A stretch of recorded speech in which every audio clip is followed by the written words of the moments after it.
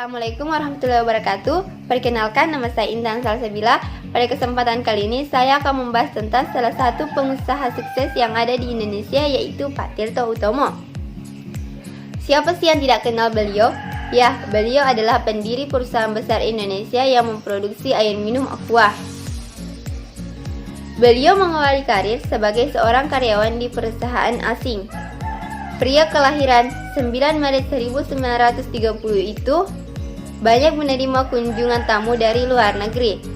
Nah, pada saat itu ada sebuah kejadian atau insiden yang membuat beliau merasa sedih dan malu. Mengapa? Karena salah satu tamunya mengalami sakit perut dan diare setelah meminum air putih yang disajikan. Maklum saja, air putih yang disajikan tersebut berasal dari air tanah yang kemudian direbus secara tradisional. Pak Tirto pun kebingungan mengapa hal itu dapat terjadi. Padahal menurut Pak Tirto, air tersebut bersih. Kemudian Pak Tirto dan rekan kerjanya setiap hari meminum air tersebut, tetapi mereka baik-baik saja. Ya, mungkin bagi yang sering meminumnya mungkin memang baik-baik saja, tetapi berbeda dengan warga negara asing yang sering meminum air minum dalam kemasan yang higienis, sering meminum air minum yang lebih segar dan bersih, dan ketika meminum air tanah yang direbus secara tradisional merupakan sebuah bencana bagi warga negara asing. Berawal dari sanalah muncul ide Pak Tirto untuk menjual sebuah produk air minum dalam kemasan yang higienis dan bersih. Nah, dari sanalah muncul ide Pak Tirto untuk membuka sebuah perusahaan air aqua. Nah, setelah itu Pak Tirto menyuruh adiknya, yaitu Slamet Utomo, untuk bekerja di salah satu perusahaan asing di Thailand, yaitu perusahaan Polaris. Perusahaan Polaris merupakan sebuah perusahaan asing yang memproduksi air minum dalam kemasan yang telah beroperasi sekitar 16 tahun lamanya di Thailand. Tujuan Pak Tirto menyuruh adiknya untuk bekerja di perusahaan tersebut yang pertama, agar Pak Tirto dapat mengetahui bagaimana cara produksi perusahaan tersebut. Kemudian yang kedua, untuk mengetahui bagaimana cara pemasarannya. Nah, setelah Pak Tirto mengetahui hal-hal tersebut, beliau langsung mengundurkan diri dari perusahaan tempatnya bekerja. Dan pada tahun 1973, Pak Tirto mendirikan sebuah perusahaan yang bernama PT Golden Mississippi. Sementara di tahun 1974, perusahaan tersebut mulai beroperasi dan mulai memproduksi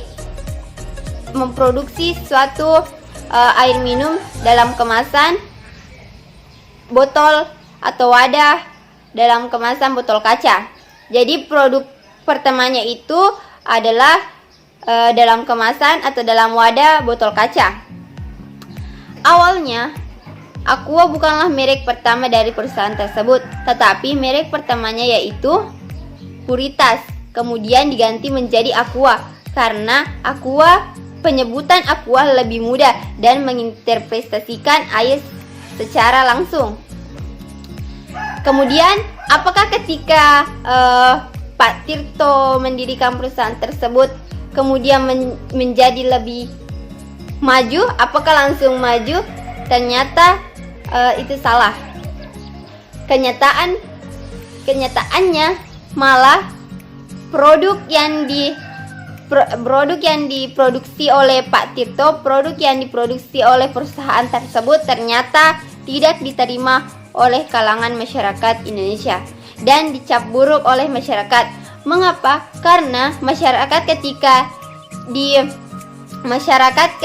ditawari minuman tersebut, mereka berkata bahwa buat apa kita membeli minum minuman yang dapat kita buat sendiri di rumah. Kemudian masyarakat pun berkata, adapun juga masyarakat berkata bahwa itu sebuah hal yang konyol. Seandainya Pak Tirto membuat sebuah air minum yang memiliki warna dan memiliki rasa, mungkin akan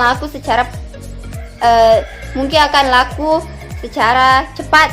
Tetapi hal ini berbeda. Dia hanya menjual sebuah air putih yang dapat diminum. 3 tahun lamanya setelah membuka perusahaan tersebut, Pak Tirto mengalami kebangkrutan dan beliau pun menyerah.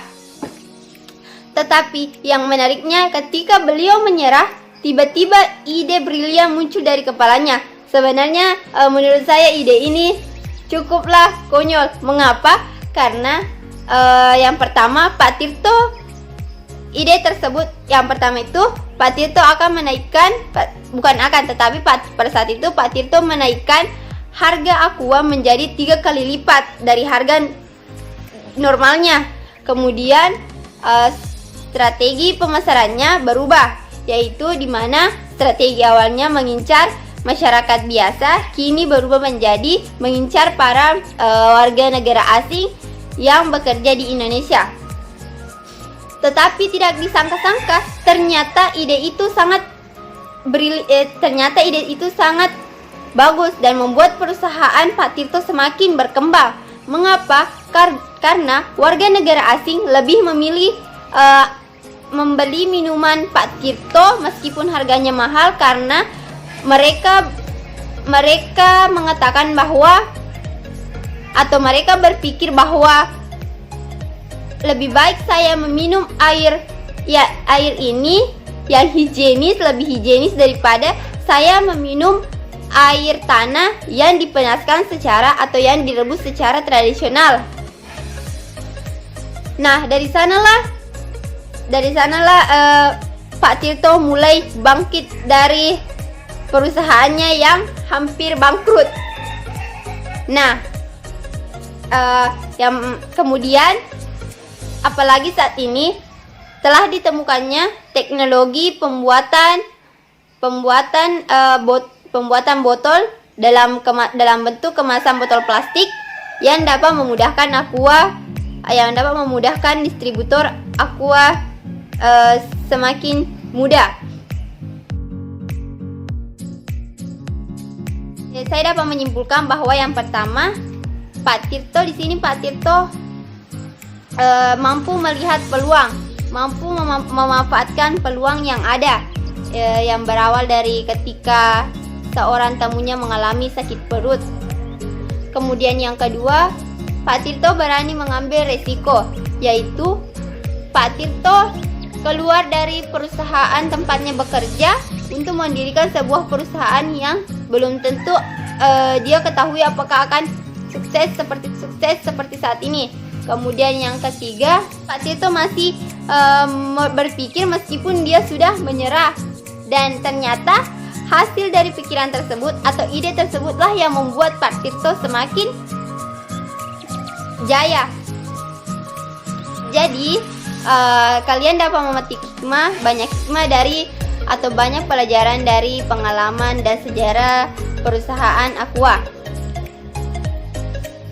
Sekarang ini, meskipun banyak perusahaan yang telah membuat atau mendirikan banyak perusahaan yang telah membuat air minum dalam kemasan atau banyaknya saingan Aqua, tapi saat ini Aqua masih jaya. Mengapa? Karena seperti yang kita ketahui bahwa baik itu di stasiun, baik itu di toko kecil, baik itu di restoran, baik itu di toko besar, atau dimanapun itu, kita selalu melihat produk Aqua. Nah, menarik tidak perjuangan Pak Tirto dalam membangun usahanya? Semoga ini dapat memberi pelajaran atau dapat memberi kita motivasi untuk lebih maju lagi, untuk dapat bangkit, atau jangan pernah merasa takut untuk memulai sebuah usaha. Sekian video dari saya, semoga bermanfaat bagi kita semua, terutama bermanfaat bagi saya.